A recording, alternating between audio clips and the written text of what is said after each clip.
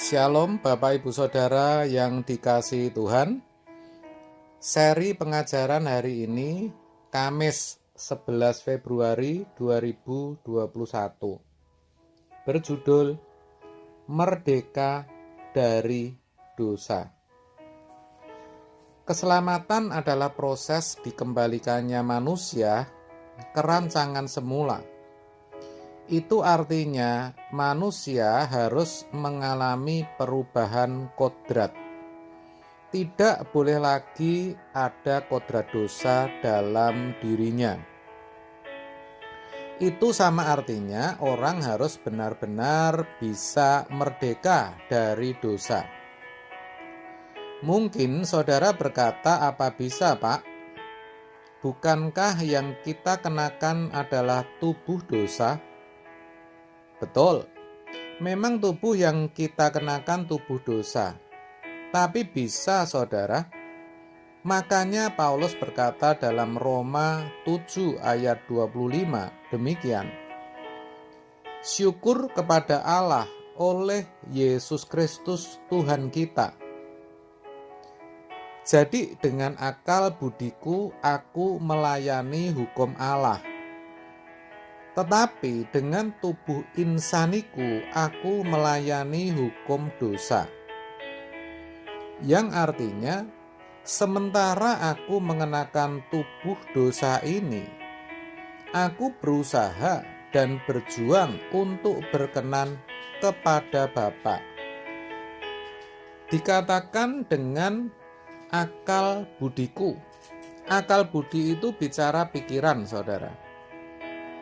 Jadi perjuangan itu dimulai dari pikiran. Pikiran yang dibarui oleh firman. Jadi peperangan atau medan pertempuran untuk merdeka dari dosa itu terjadi atau berlangsung di dalam pikiran seseorang. Sedangkan pikiran itu sendiri dipengaruhi oleh apa yang dilihat, yang didengar, dan yang dialami. Seorang laki-laki yang sudah beristri melihat wanita cantik, apalagi tubuhnya aduhai, pikirannya mulai tergoda. Mulai menimbang-nimbang sampai akhirnya mengambil keputusan terkait dengan apa yang dilihatnya. Mulai dari mengajak tersenyum, menggoda, mengajak kenalan, atau membiarkannya sekedar lewat. Itulah peperangan. Sedang butuh uang, ada yang nawari pinjaman online dengan cara dan syarat yang mudah. Mulailah terjadi peperangan dalam pikiran. Tidak membutuhkan barang, tapi melihat ada tulisan diskon 70%. Mendengar ada tawaran untuk bisa kaya dengan cara cepat. Semua itu akan menimbulkan peperangan dalam pikiran. Dijahati, direndahkan, atau mengalami kekerasan. Maka mulai berpikir membalas atau tidak ya. Semua itu ada di pikiran sebelum menjadi suatu tindakan.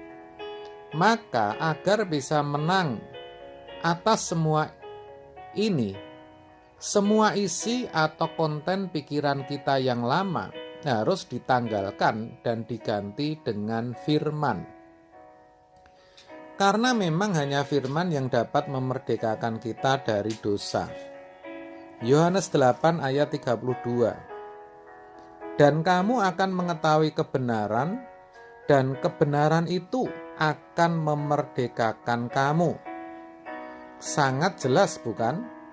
Bahwa hanya firman kebenaran yang dapat memerdekakan kita dari dosa.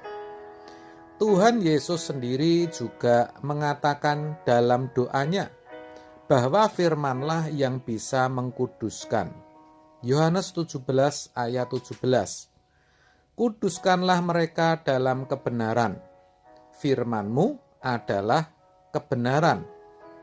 Yang dikuduskan adalah pikiran. Dikuduskan artinya dibersihkan. dibersihkan dari pikiran jahat, pikiran yang tidak sesuai dengan pikiran dan perasaan Allah. Dengan kata lain, pembaharuan pikiran itu mutlak dan harus menjadi agenda utama setiap orang percaya. Pikiran yang dibaharui, yang sudah mengalami perubahan oleh firman, yang akan memerdekakan kita dari dosa. Ini harus benar-benar disadari. Paulus mengatakannya dalam Roma 12 ayat 2. Janganlah kamu menjadi serupa dengan dunia ini, tetapi berubahlah oleh pembaharuan budimu, sehingga kamu dapat membedakan manakah kehendak Allah, apa yang baik, yang berkenan kepada Allah, dan yang sempurna. Dari sini kita juga bisa tahu bahwa orang yang merdeka dari dosa itu bisa mengerti kehendak Allah, yaitu yang baik, yang berkenan, dan yang sempurna. Itu tandanya. Kalau orang belum bisa mengerti kehendak Allah, berarti belum merdeka dari dosa. Orang yang masih hidup suka-suka berarti belum merdeka dari dosa. Itu semua tergantung seberapa orang mau belajar dan mengerti kebenaran firman. Semakin banyak kebenaran yang dimengerti, orang akan semakin sepikiran dan seperasaan dengan Allah. Semakin dibebaskan dari dosa. Kalau begitu sukar ya Pak. Bukan sukar, tapi sangat-sangat sukar.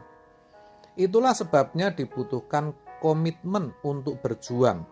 Itu pun belum cukup, harus ada ketekunan.